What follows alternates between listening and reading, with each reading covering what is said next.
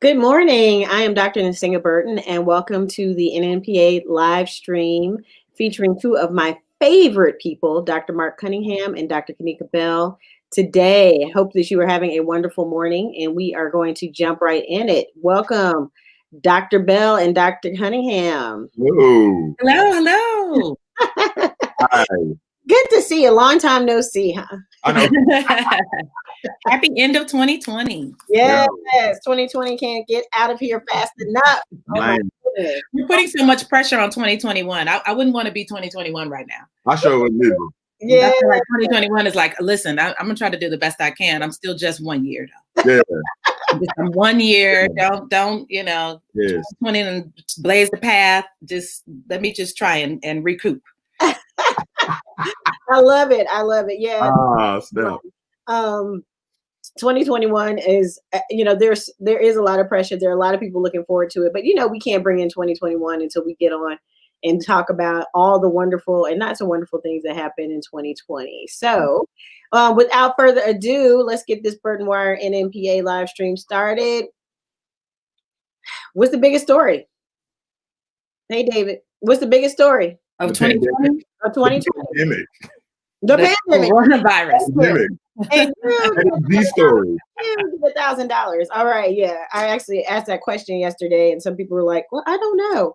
It's the pandemic. Yeah, pandemic. That's it.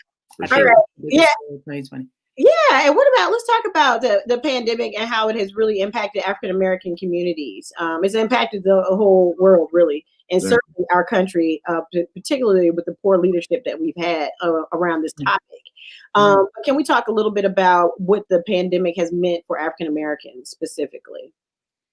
One, I think I'll be honest with you. When it first hit, I thought to myself, maybe pessimistically so, this is going to impact our community more so. What is that saying about, America gets a cold and Black folks get the flu, whatever that is, right? Yeah. And so I was like, oh my gosh, whatever this is, we're going to get it, kind of twofold. And so I remember in the beginning, people were like, oh, Black people can't get this. I think that melanin is going to keep us, from getting viruses. And I was like, well, somebody should have told HIV and Ebola that viruses didn't impact Black people because they did not get the memo.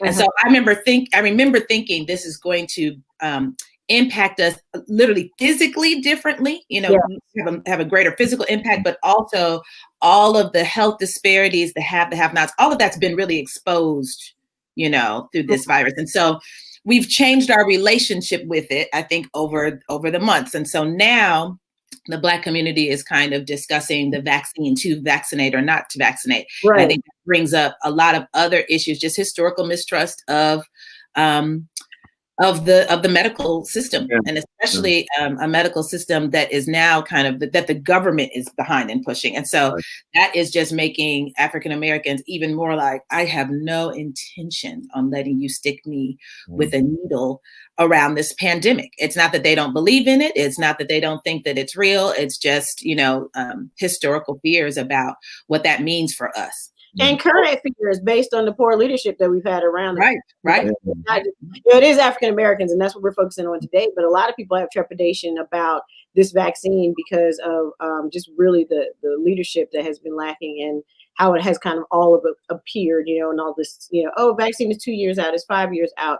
Now it's like 20 days out, a lot of folks are like, I don't know if I want to take a vaccine under this current administration, particularly as information comes out that we, did not participate. We've been reporting on this the whole year, but for other people that we did not participate, that we separated from the WHO, that's the World Health Organization, and the recommendations. We silenced CDC, and when I say we, I mean the administration.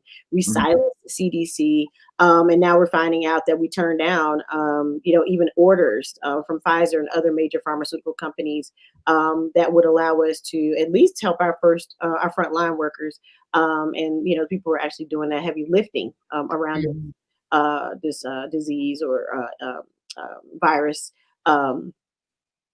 At least we'll be able to help them, and when we're not even doing that. So, Mark, what are your thoughts on it? Yeah, Charles Blow wrote an article in the New York Times, I think it was sometime this week, about that distrust, if you have dis or miss, right, trust of the government and taking. And I know just from just more anecdotally, just people I've seen on social media, people that I know that are very, reticent to take, any type of vaccine because, there is Tuskegee before us. And then most recently, in the Latino community, hysterectomies being performed without, those women's consent, so there's this large distrust. But one of the places that I've seen it affect us is in the field of education, specifically more formal education, K-12, where, I'm seeing things just from the city that I live and other things where, on one hand, it's like, oh, these children, it's childcare on one hand, and the other hand, it's like, oh, Black children, there's already an achievement gap, so they're going to be further behind. And then, of course, the digital divide, of course, right? Who has access to the internet and not? That certainly it's affected us in this way. But now I'm also starting to see people kind of putting Black people in positions of where contention can come about when they say things like, well, teachers, you need to go back to school, right, and risk your lives because the minority children, Black children, need it the worst. And so all that does to me is, you're laying that at the feet of just this community of children, Black and Latino children, when in fact, hell, everybody needs right the education, but to try to lay on that old, familiar terrain of helping the poor, My question is, I'm like, now you care? Because all these, I said, now you never care, right? Now you care. Yeah. Before, you've had teachers who've been overworked, underpaid forever.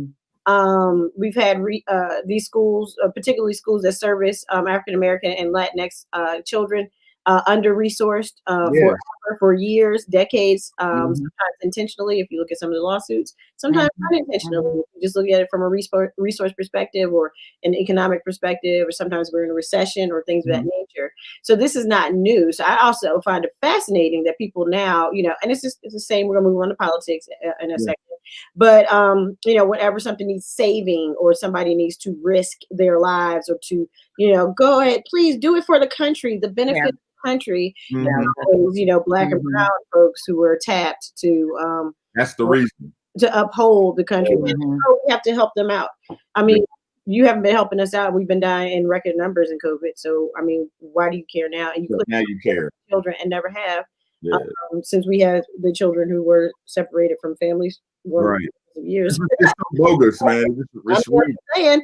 So why should we believe, or why should we just one more time, Black people, follow the sword for America? Yeah, it's so bogus, man. I don't know. I'm fed up with a lot of stuff. It is bringing to light some questions that I think, when you're talking about education that people have had for some time. My good friend, Dr. Melanie DeLa-Duke, she was just talking on a panel about if you've heard of Teachers for Good Trouble. If you haven't, that's a good organization to look up. But it's making them let's look at standardized testing in general. I think that we're looking at suspending it during this pandemic because of the difficulty, but it also kind of, at least it's bringing about some questions around standardized testing altogether.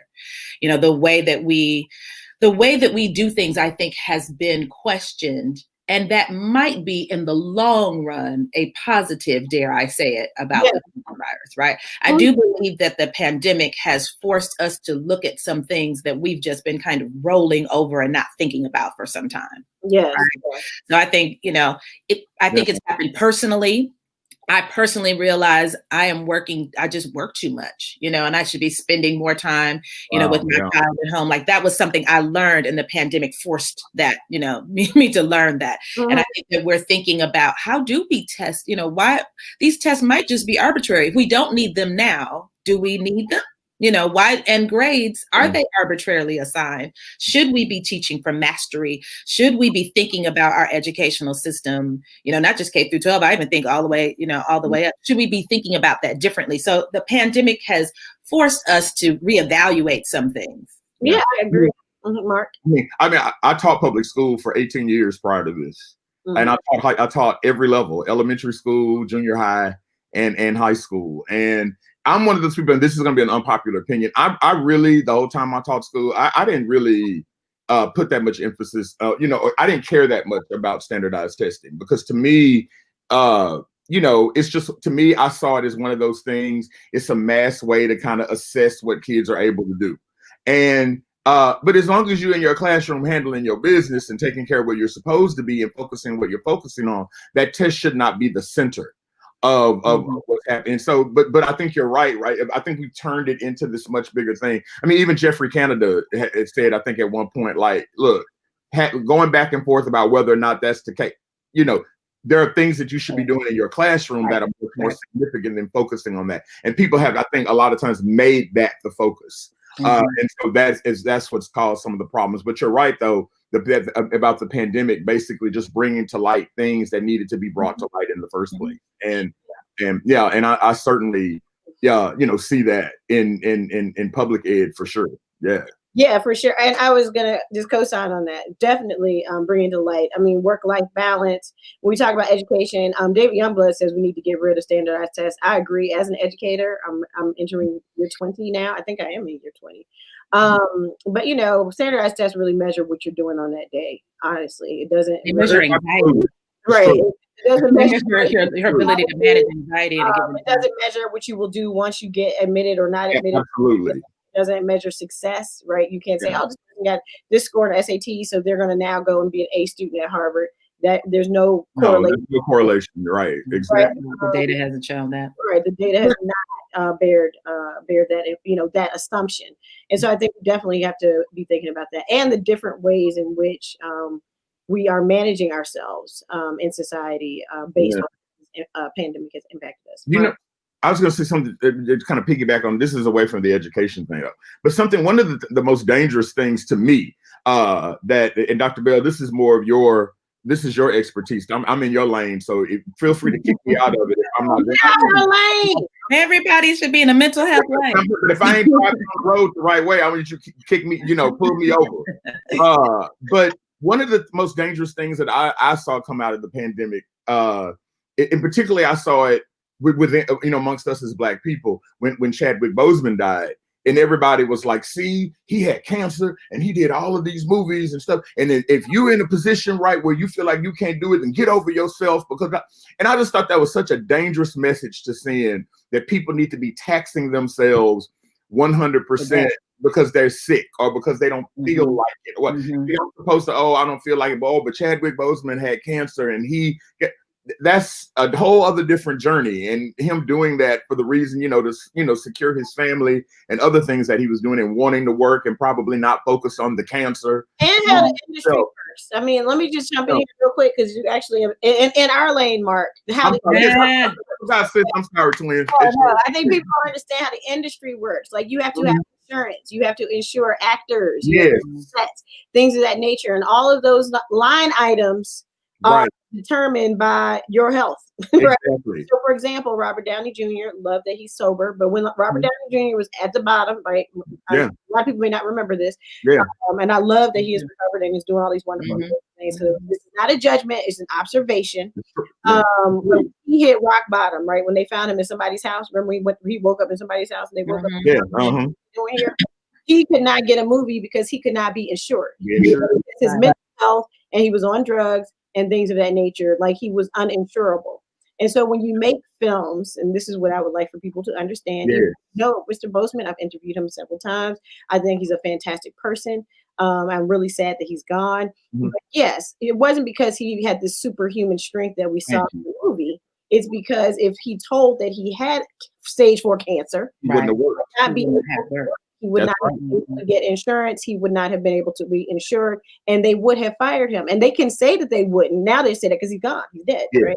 But like all the people, even he was close to, he had close relationships with, that he worked with, did not know. He did not tell them, not because he didn't love them, he didn't trust them or what have you. He needed to work because he, of course, needed to secure his future, but he also wanted to work. He's an actor. That is how he lives, right? That is the best he has and who he was. So he wanted to do that. And so those things would have been taken away from him much earlier or sooner. Disclose that. So it wasn't that he was this superhuman person, or he just necessarily was like thinking about everybody else. Like, I want y'all to still believe in T'Challa and Black Panther. No, that message. I think people jumped on that message make him like you're supposed to fight through all of your turmoils, because that is part of this pandemic understanding. It's a lot of pressure for people. Like he put out a whole thing that kind of went viral about you should be ashamed of yourself if you didn't reach your physical goals during the pandemic. And I mean, you know, we are not, you know, we're not on vacation. You know what I mean? I felt judged. I felt judged. I felt super judged. And I feel like, and as I eat my cookie dough, and I will not be we're not gonna be shamed. I'm dealing, and I'm dealing, you know, I'm dealing with an enormous amount of stress and pressure. You know what I mean? And so are so many people, and they also can't necessarily afford some of the things that, you know, kind of are outlined in these kind of diatribes that people are making on social media, that during this pandemic, you know, you're supposed to do all these, you know, add-ons to your home. You're supposed to buy the Peloton bike and, you know, lose 50 pounds, learn 2 languages, become a vegan chef. You know, just all of these things are supposed to happen while you are at home with children, you know, being kind of their teacher or actually even being their full-time teacher. I mean, you know, and doing all the other, working from home or working outside of the home. There's no childcare because pandemic. I mean, you know, all of this is happening, and we're expecting people to not just kind of survive. We're expecting them to just thrive, you know, and that level, that pressure, I think people did tack on to Chadwick's story. I just think that, you know, with that, like what he fought through, we should be fighting through and just kind of becoming miraculous in the middle of it. And I think we are, but not necessarily with these high pressure points that we're putting. Yeah, and so we have Boris Blues Rogers who's saying, let teachers teach, and we are not on vacation. That was a quote from you that he was quoted. We have David Brown saying the pandemic has forced us to address many inequalities in our society. David Youngblood says, I just want to see education open the eyes of child to discovery. And then Judge Sarah Jones, my line sister, is giving us the hand claps because she thinks that we are spot on. But yes, when we think about this whole idea, but you know, what is really behind this whole ideology that we have to, like, we can't rest? You know, and I know some of that first thing relates to Black people, but it's the idea. I mean, even like, you know, conferences that have, you know, traditionally been 7 days are still 7 days, even though we're at home in a pandemic teaching, you know, this many. Right. Like, why can't we have like not skip a conference? Why can't we skip a year? Why can't we? And actually, my sorority, they did change it. Like they did some things on this day, and then they're going to do some other things further down. But they kind of adjusted to the pandemic. But a lot of organizations are not adjusting. They're just going harder. It's just like, okay, we're going to have stuff from sun up to sundown. And I'm like, well, you know, when you go to, for me anyway, I go present. I might go look at somebody else's panel, and then I go hang out with my friends. Like, so I'm conferencing the whole time. And Emory, don't stop paying for my conference. I do present and do research. But you know, I'm not the person who's going to go to everything starting at 8 a.m. that day till midnight, you know, at the last mixer or happy hour or whatever is happening. So this idea that we should be doing this as we sit in front of our computers and we have our kids and we have all of these other things going on, I think it's just outrageous a little bit. You know, I think it's this thing of trying to, number one, act as if nothing is going on. And so we're going to be as everything is going to be exactly the way that it was, and it's not the same way that it was first. And that's okay. You know? And that's okay. Exactly. It's okay that you say, you know what, I just didn't get them papers graded today. You know, it's okay to say, oh, I didn't get that report finished. Or, you know, there are other pressures that go on. But I also too think, and specifically from the purposes of what we're talking about here with Black people, you know, I think there's this notion, right, of not wanting to be perceived as lazy, right? Not wanting to be perceived as slacking, that you got all of this time, you're not doing nothing, right? Why don't you just, you know, write that book? Or why don't you just go ahead and get those 25 articles written? And or why don't you go ahead and present, you know, show up to all 9 of these panel sessions? Right. And you're not just sitting there, right? Because, you know, it's the mental, you know, mentally how taxing all of this is, right? And I think I equate it to, you know, the idea that we as Black people tend to, in terms of, particularly in academia, I'm talking about, in terms of service, where we continue to, you know, we serve on more panels or we do more service work within academia because we don't want to be perceived as not being a team player and whatever. And I think it really does kind of fall aligned with that. And to me, I just think that's a terrible message to send, because people are almost apologetic for the fact that they didn't get things done, or that they slept. No, people apologize for sleeping and taking showers, or you took a break time with family. People are apologizing for living a healthy life. You know, right.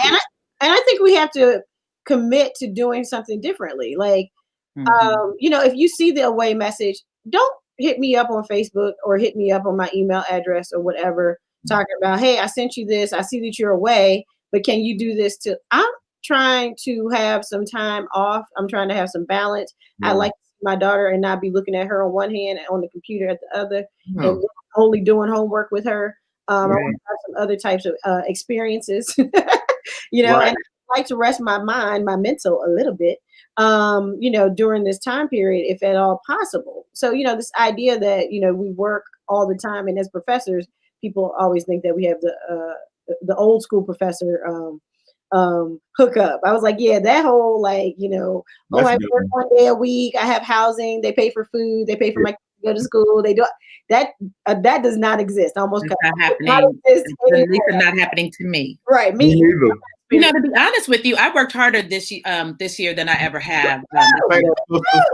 This was extremely, and I'm going to spend my break turning all of my spring classes into online classes. I don't teach the same thing in the fall and the spring. So I am prepping all over again my 4 classes for the fall, for the spring. So that's, you know, I talked to other faculty and they said the same thing. I mean, I'm not sure where people thought we were kind of just laying back and relaxing. I've never worked this hard. I was like, when we get back in the classroom, I'm going to think it's a blessing. Me too. It feels like this, but I think that's true not just for academics. I think that's true for lots of people who are at home, and I think sometimes there's micromanaging happening. You know, certain managers and in particular corporations having meetings every day at 7 a.m. just to make sure you're up and busy. And believe me, they're busy. You know what I mean? That they are. But I think we have to change some of our ideas about what rest really means. And that may be what the pandemic was trying to teach us, if I can go out in an abstract place for it. Slow down. And I think that there's some possibility that the pandemic was trying to teach us that sitting down is a thing. You know, you were saying, oh, you're not just sitting there. No, what's wrong with just sitting there sometimes? Yeah. Right. You know what I mean? And we don't think of rest as an activity. It is a mode of resistance. It is a preparation. You know what I mean? It is how you become a fantastic educator, scholar, activist. Whatever it is you're doing out here in these streets has to have recuperation time for you to be at your best. So people should want you to have it. Right. Think about it. Right. You know what I mean? Patients should want doctors to have some time off so that your care, you know, can be not be burned out. That's right. So Boris Rogers has a question. As Black educators, do you find yourself reflecting on your own undergrad, high school, elementary education process with how students are learning now, remote learning? And do you think you and your teachers would have thrived? I think I would have fallen through the cracks. Ooh, can I answer that? Mark, yes. Let me tell you something. I vacillate between having sympathy for my students and wanting to give them a swift kick in the because I think loving them. Loving love means both of those things. Yeah, I mean, because on one hand, and I do think about, like, even you know, prior to the pandemic, I always thought about, you know, when I was an undergrad, I didn't want to do that either, you know, and so I think about those things anyway. However, I do find that in this place, as a Black professor, or just as a professor, period, actually, that I do find some of my students are taking advantage of this situation, that they come to class and they're literally flat down, laid down, sleep in the bed like this. I've had students go to sleep in class that I could not wake up when class was over. I've had, oh my God, I just turned that little thing off. I've had students that literally end up cooking a full course meal while they're. I'm serious. I do. I mean, I've had students that go, you know, hey, their roommates thinking it's a cooking show, and I'm like, hey, I said, tell you what, tell them to stick their face in her one more time, we're gonna have a problem. And you know, I found myself having to parent in that way. But yeah, I mean, I think we have to be very careful about giving them too much leeway because they will take it and run with it. I found. Yeah, when I had a student show up in a electric royal blue towel, I was like, "Sir, I'm going to need you to put on some clothes or like just keep the screen dark." I'm not even one of the people who's like, "You can see everybody's man," but like, yeah, nobody wants to see you stretched out on your bed talking about hegemony in your blue towel. Nobody wants to see that. Now, I might be at the other. I may be a little bit of the different. I did teach Black women's mental health, and every single student had on a bonnet. And I even thought to myself, I should go and put mine on. Because I was like, just come. You know what I mean? I want you to, and especially since this was in the spring when they were traumatized. It was April. They were trying to, people didn't want to turn the cameras on. And I said, is it because it's hair bonnet? Be free. This is Black women's mental health. We wear hair bonnets. Come on. And so I want them to just show up and get class. I am probably less concerned about, kind of what I definitely had students who were working in the drive-through and they just got class on, because they have to work now. They lost their on-campus job because campus closed. Right. Or they're at home now and their mamas are glad they're at home so they can kind of take care of like 3 kids that are at home. Now they've become like kind of these second parents. So they do have, kind of these other things they have to carry. But I am realizing that we have to be a little bit more inventive. The reason why I think I would have fallen through the cracks is because I'm Generation X. You know what I'm saying? I just didn't have all of that. Yeah, I need a teacher to talk to me. But I think these young people, they are on their phones more, they know more about kind of technology. So I do think we are reaching them in ways that I probably couldn't have been reached, to answer the question. Yeah. I just think we have to be more inventive. We were thrust into it in spring, and now I think we have to be more intentional as professors.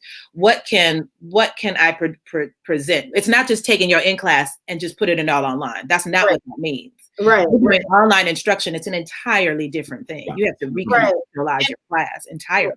Right. But I also think that it has been since almost a year, right? Mm-hmm. So everyone should be adjusting accordingly at this point. And I know they're not. I know they're not. Keyword is shit. But at this point, it's like, okay, we're gonna have to pull it together. Like, yeah, we were all traumatized last semester, or the last spring. It was thrust upon us. Schools were closed, like you were on your way and either got word not to come or you had gotten there and a week later you packing yourself up and going home. Professors who thought they were going to be teaching online were then teaching in person. People who were teaching in person were going to be teaching online. People were like, oh, it's a pandemic. I couldn't possibly be teaching in person. Find out they still got to teach in person because they're doing hybrid teaching. So there was a lot that was happening. Administrators who thought they were going to get a certain amount of money or income coming in lost a lot of that as well, and we're trying to figure that out. So it was a lot going on. But I feel like we've kind of moved into this where we've been doing it long enough where, yes, we absolutely need to be inventive, but we also have to be responsible. And, we can't lean on what I call that shield of COVID-19 forever. So even though it is real, and I'm happy to, I do understand that some people have COVID. Sometimes their parents have COVID. Sometimes they have to take care of kids, but they also have to communicate and they have to advocate for themselves. This is what I say for students, because professors can't read your mind. So if you don't come to class, for 10 days, I don't know. I can assume it's because you have COVID, but if you haven't told me that, or you haven't told somebody, I don't know that, right? If you haven't advocated for yourself and asked for an extension when you know you need one, I can't do it for you. Even if I do give you an extension and you don't meet the deadline, right? Multiple times, I can't continue doing that because it's not fair. Then it becomes unfair to the other students, right? So students also have to advocate for themselves and communicate so that they're not falling through the cracks. Of course. Another lesson of the pandemic. Then we've got spending more time, rest as resistance. We have advocating for the self. I'm serious. I really think the pandemic is a backdrop for the fact that civil rights 2.0, the fact that we're trying to push progressive policies politically, like all of that happening with kind of like this back curtain of pandemic, I think is not a coincidence. Like that's something, like hearing you say that, Dr. Burton, I was like, yeah, I think COVID-19 should teach us to advocate for ourselves. Yeah, for our health, take things into our own hands, make demands, talk about what we need from our elected officials, what we need from our education system, what we need, from our neighborhoods. I mean, I think that's something that we have been forced to have to walk into, develop as a skill. Yeah. Absolutely. Let's move on to another topic. Pop culture. Lots of things going on in pop culture. Lots of streaming services. Lots of Black content that's been unveiled. Lots of good shows that have been happening in 2020. Tell me, what are some of your favorites? What have you been watching? Me? Yeah, in 2020, if you had to pick out like, top TV show or film or what have you that you watch. And let me just add this little caveat. You didn't expect to watch it. Like if we had been out of COVID, like we hadn't been in COVID, you probably wouldn't have watched it, but because you were at home. Well, that's hard for me to say, Right. Dr. Burton. I watch everything. I know you watch everything, but like and I watch very little. So I'm at the other end. I watch children's shows and home improvement most of the time. But I did watch Lovecraft Country. I probably would not have watched Lovecraft. I watched Lovecraft Country. It was not the pandemic, and I watched it. To watch something faithfully, that's hard for me. Okay. I appreciate what shows like Lovecraft Country and Watchmen also as well, which is prior to, but did in terms of in terms of being in the pandemic, of course, the information that it brought about Black history to a lot of people who had no idea. For example, and it's almost to the extreme, like, okay, there's more besides y'all done learn the Tulsa race riots, and that's get off that and go to some other stuff. It's to the point that now for me, but I did appreciate the fact that it did put people in the situation right where they were able to read more about some of the events that were put forth in Lovecraft Country. Touched on a lot of lots of things. I think there are myths about certain things too. I think it attempted to teach those things. I didn't like Antebellum though. Yeah, no, a lot of people did not like. A lot of people didn't like that. Because there were a number of and it has been a proliferation of these types of television and films that are centered around the slavery or the slavery as it relates to Black people, and a lot of people were calling Antebellum an example of torture porn or it's like people get off seeing Black people abused. I do think that, and I think at this point, make a movie about let's focus on why a group of people decided to enslave people. You know what I mean? Like show that part. I mean, it's just kind of. In my Black American cinema class, I taught a section on the commodification of Black suffering and Black trauma, and I taught Queen and Slim, and I taught Waves, and kind of talking about that. And Elizabeth Alexander has this great essay called "Can You Be Black and Watch This?" where she talks about the Rodney King riot, about this kind of collective memory and this kind of being able to both visually and orally, right, kind of like how Black trauma goes with us and how it passes down. The way that we hear it, not and let alone the way that we see it, right? And what that does to us, and what does that mean in terms of the way that we communicate with one another as Black people? Like the way, are we just communicating with each other, particularly now, right, in terms of trauma, right? With with voter disenfranchisement, with continuously being mowed down in the streets by people who are frightened to do their jobs.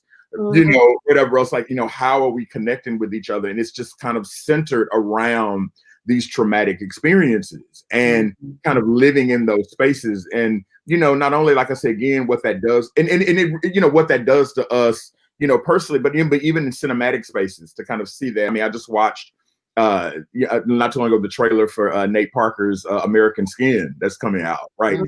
Again, just surfaced around more and more trauma. And but then, this is the question that I posed to you before, Dr. Burton, about one of the things that I'm seeing is that, we have these Black celebrities, particularly now that everybody is kind of woke, quote unquote, which a word I hate now, and race conscious. Exactly, woke. But you see these Black people Black performers, Black actors who have this tremendous popularity, but I don't see that popularity that they have on social media and such translating to box office dollars prior to the pandemic and even after, right? I think more people are watching things now because of the pandemic, and there's there's an ease. They don't have to work as hard to see these things. But I do notice that a lot of these films either do middling box office to terrible box office. Right. And it's not translating. And so, this promise that everybody thought was going to happen after Black Panther, and even now with everything being relegated to streaming, the way that it is, like, where, are we basically, like, kind of making good, I should say, on the promise that everybody thought Black Panther was going to do, even though Black Panther had some built-in, things about it that would, intertextual references, Mark. Yes. Huh? I said intertextual references. Yes, I was trying not to. Yeah. Yeah, so built-in visual iconography that would pull in, and built-in characters that would pull in people who aren't necessarily interested in African or African American or what kind of culture. No, I think that you're spot on. I think that there's marketing. I think we have amazing marketing people. Get you into the seats, and then we also have people, and this actually leads into another question that I'm going to ask you all, but we also have people, but it doesn't translate to people who actually go see the film, who then go to social media and say, this is terrible, you shouldn't watch it, or this is trauma porn, you shouldn't watch it, or this is more, Black trauma, or this is, from the gaze of whiteness. It's not really about Blackness. It's not from a Black perspective or Black gaze. It's not really highlighting Black characters in a very particular way. And I think that kills it, or can kill it, or help kill it at the box office. Boris Rogers talked about Chris Rock in Fargo. Did anybody watch Fargo? I don't watch it anyway, so that's the thing I don't watch. Right. And there is a new film about Fred Hampton that looks like it's going to be good, but it gave me Rosewood vibes, Boris. But you know what, though? Can I say something to that, though? Watch the documentary. Watch the documentary first. Yeah, Dr. Burton, can I say something to that, though? On the same thing, we as Black people cannot ask to have these historical films made, or these films made about people from our history, and not expect that trauma, to not be there. To be part of it. Our past is full of traumatic experiences. So if you make a movie about Fred Hampton, you're going to get that. If you make a film about Henrietta Lacks, you're going to get that. Right.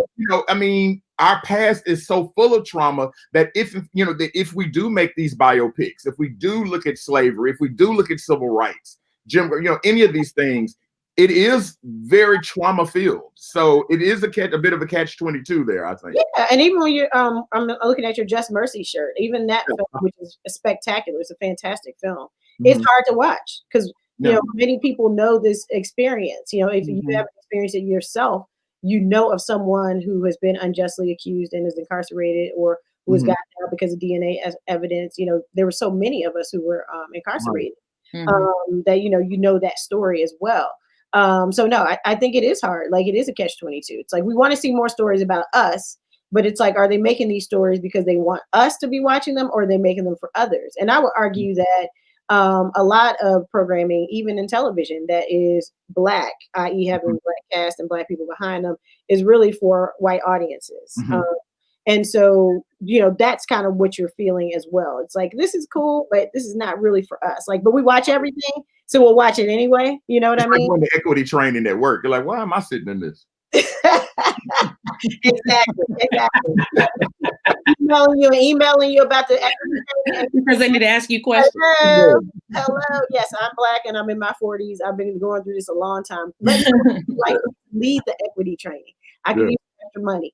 But yeah, I think that you're spot on. Another thing I wanted to talk about, though, as we talk about trauma and video or pop culture, is this whole idea of and I think this is something that's good that came out of 2020. Well, it didn't come out. It predates this. It's really Rodney King, and even before that. I think it's really the video or the filming of Emmett Till's casket, right? Casket. So it's way before that. But these amateur or citizens, what we call citizens or what have you, who've actually gone out and captured these incidences of police brutality and shared them on social media. Yes. So people have been able to get behind them. I mean, what do you all think about that? Even though the trauma is negative, obviously the murder of George Floyd or Breonna Taylor, what have you, But in those instances where someone was able to capture it, like the killing of George Floyd, and then share it, do you think that's a positive that's come out of this particular historical moment, particularly in 2020? Particularly in 2020, I think it has to happen, because that's how the globe sees it. So I'm torn. Of course, I'm often like, please don't tag me in 50 of them, because you just, it kind of it's literally like creating your own PTSD situation. You're having you're having kind of intrusive memories, and it's not even memories, it's actually intrusive thoughts being placed. So I do recognize what people are saying about that. And many Black people take to social media and say, please don't post these videos. However, in order to make a global movement around it, we had to have them. Nothing would have been done in any of those cases. Nothing without those videos. They had to happen. If anybody sees me pulled over somewhere, please stop. And I give you permission to film me and my entire situation and put it on. I don't ever go live. Like, I don't use Facebook Live. And I've told all my friends and family, if you see Kanika Bell is live on Facebook, immediately go to it, because I am filming myself in trouble. You know what I mean? Like, if I'm arrested, I'm going on Facebook Live immediately, because even if somehow I don't survive the interaction, I've got to have record of it. Yeah. And so it has become absolutely critical, these kind of street detectives, these, kind of neighborhood CSI folk that are collecting very important evidence that nothing would happen without those videos. That's right. I think you make a good point about that too, because I've to this day still not seen the George Floyd video. I don't need to see it. I didn't need to see it. And it goes back to, again, what I know I'm always talking, everybody says I'm always talking about Elizabeth Alexander. I love Elizabeth Alexander. I love her memoir and everything. But that article I was telling you about, can you watch this and be Black? Or can you look at this and be Black?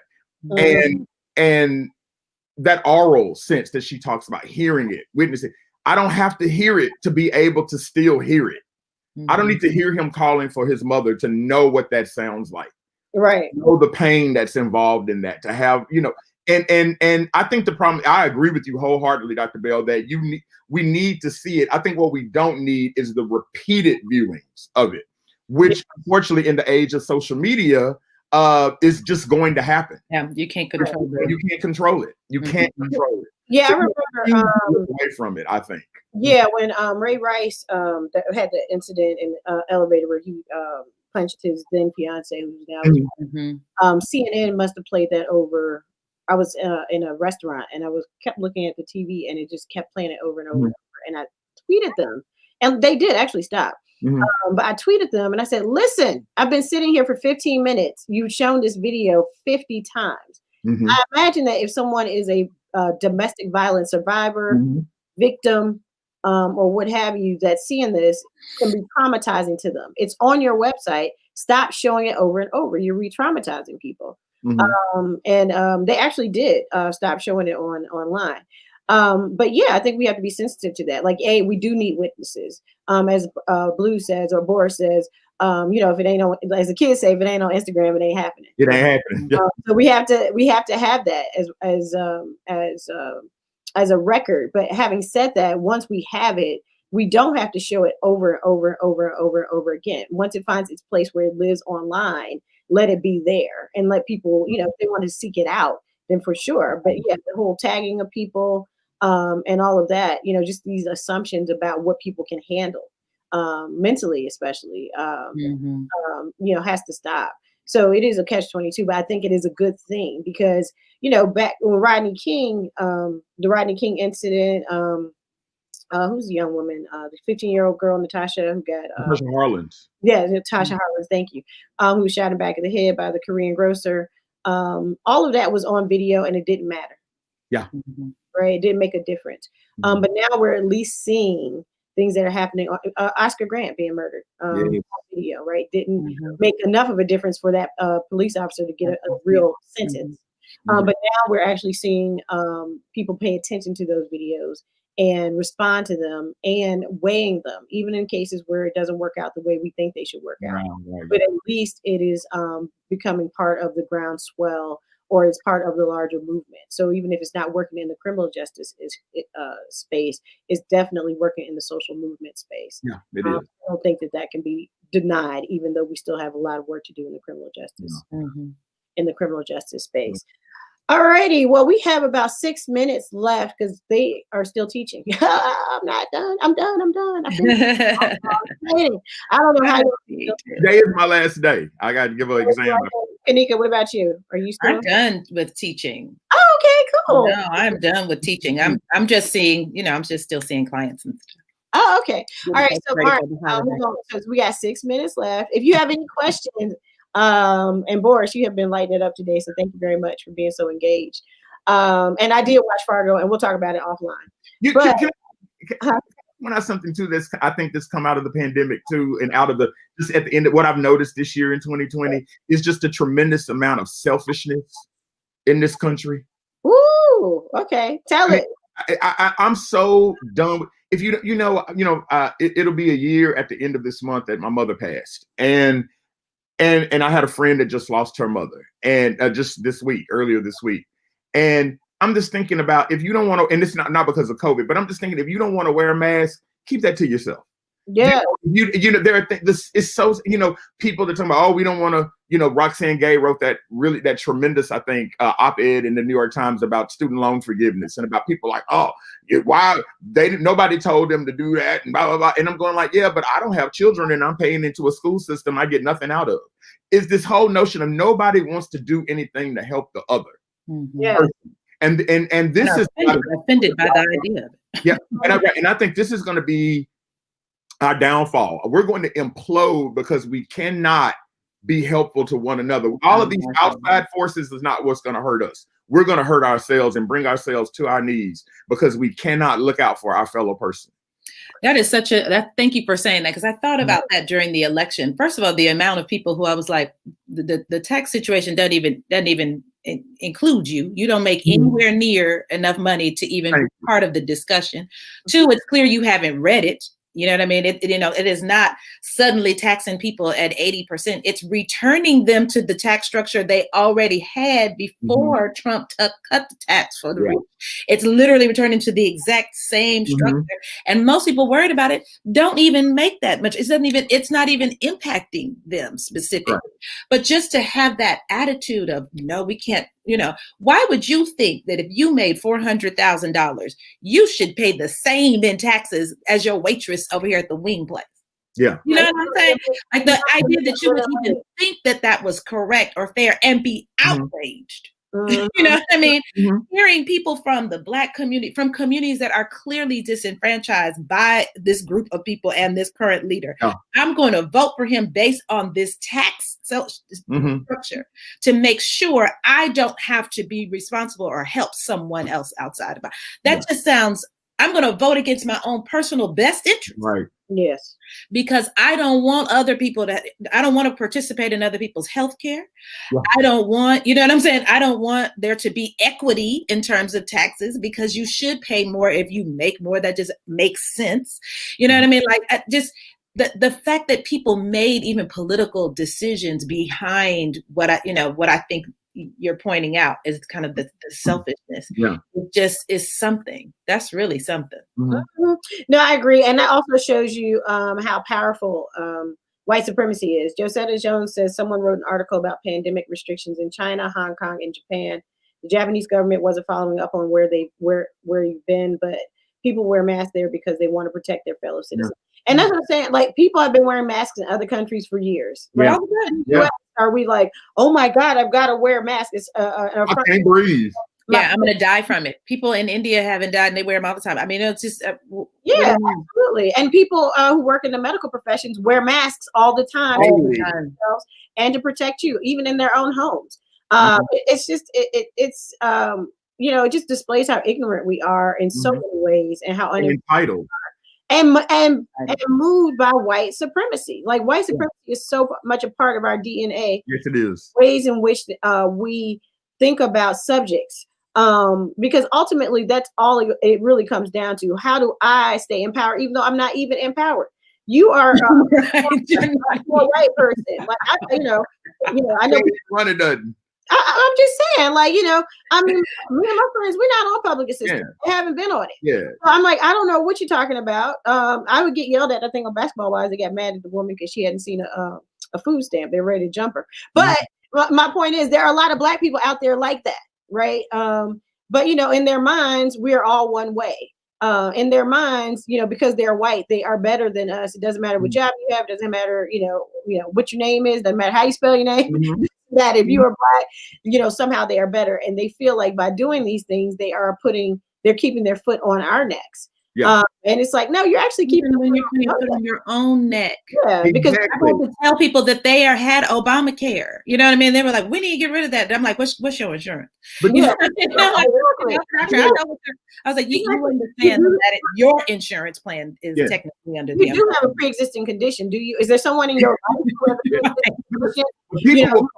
People will cut their noses off to stop. The people will cut their noses off to spite their faces. In terms of that notion, you're talking about white supremacy. I do think that keep somebody down. Yeah, this kind of white supremacy and kind of imperialist thinking, right? I'm a firm believer that a lot of these people who are against all of this stuff, they know that stuff is a good idea. They just don't want you to have it. Right, exactly. They don't want you to have it. And they'll do without it. You're going to do without it. I'll do without it to keep you from sure you don't have it. It will impact your community more so, even though it will impact me personally. Right. Yeah, right. I'll take the hit. Exactly. Well, but Black people are collective. That's how we were raised. That's how we've grown up.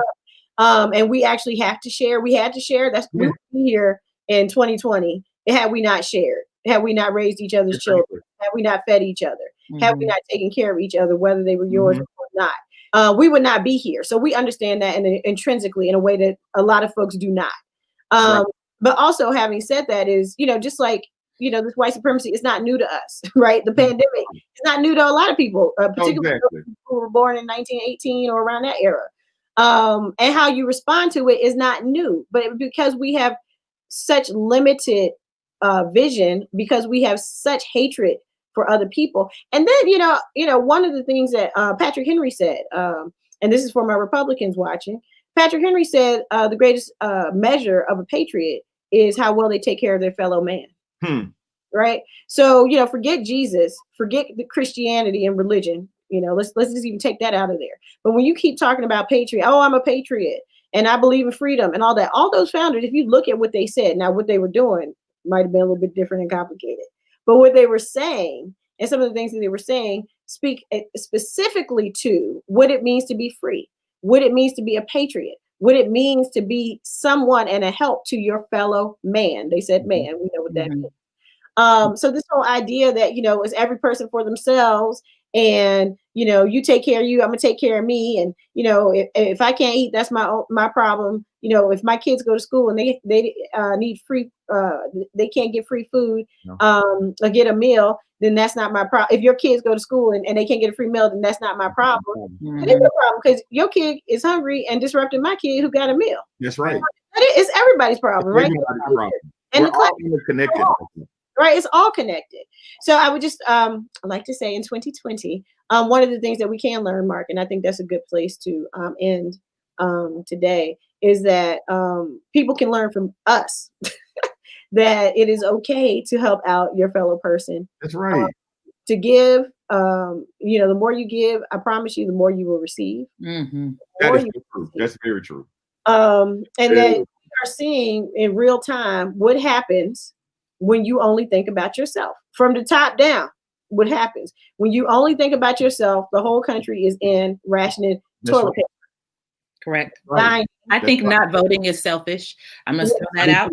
So I think I'm going to tell us I'm in Georgia. If you are living in Georgia, please show up for the runoff elections. Very, very important. I think this election really showed us that there is power in showing up and vote and making sure your vote is counted and fighting against tyranny and the fascism and dictatorship that we have been living under. And we are that is starting to be revealed even more so. Like, wait a minute, all the cheating we've done doesn't work. We now are seeing that this has been happening for some time. So, that's one of our basic American rights. So please exercise it. I think in 2020 we saw more. I think it was more older Black folks voted. There was just a sharp increase in kind of in baby boomer and up kind of Black people coming out to the polls, and that's during a pandemic. Yeah. Right. During a pandemic when we're the most vulnerable population. So let's meet them there. If you're in Georgia, January 5th. That way you guys can get in office the radical left-leaning Raphael Warnock. Wait a minute. I watched that debate in Nsenga. I swear I went online. I gotta see what Nsenga is saying about this Stepford wife. I gotta, and you had nothing on there. I was like, dang. I was waiting for you to wear her out. I was waiting. Something she's been like fed that information. I was like, "You're someone giving you that? That's the sound." It was just literally like sound bites. We were counting. You say radical 15 times. Vile campaign. I mean, her ads, and now she's doing Kelly, help me. The most vile, and I haven't have a platform about it. I have not seen the political ads this vile and racist. How much they pay that sister to say that stuff? Since Willie Horton. I mean, her ads are. That was like the last time you saw something that overtly racist. But that's who they're pandering to. They're like, we know our audience. Well, and what I did write a couple of weeks ago is, listen, you can do voter suppression all you want, but you cannot outvote us. And that's the one thing that people need to understand. Right. You cannot outvote us. All the voter suppression in the world will not stop you from voting, literally, if you really want to.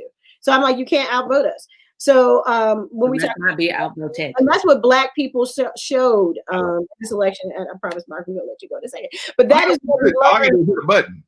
Oh, right. I'm gonna click. Right now that we have to travel, we're just gonna click a button and be in the next one. Good. Go ahead. But that is, we learned like the power of the Black vote. We learned about and we knew it, especially Black women. We knew it. But I think they didn't know it, and they have continued to take it for granted, even a little bit now. But we're seeing some better strides being made, especially with Marsha Fudge being and folks like her. But people, I think, underestimate Black people all the time, right? And one of the ways that they have relied on the fact that we don't vote as much as we should in order to manipulate and really have power in this political process.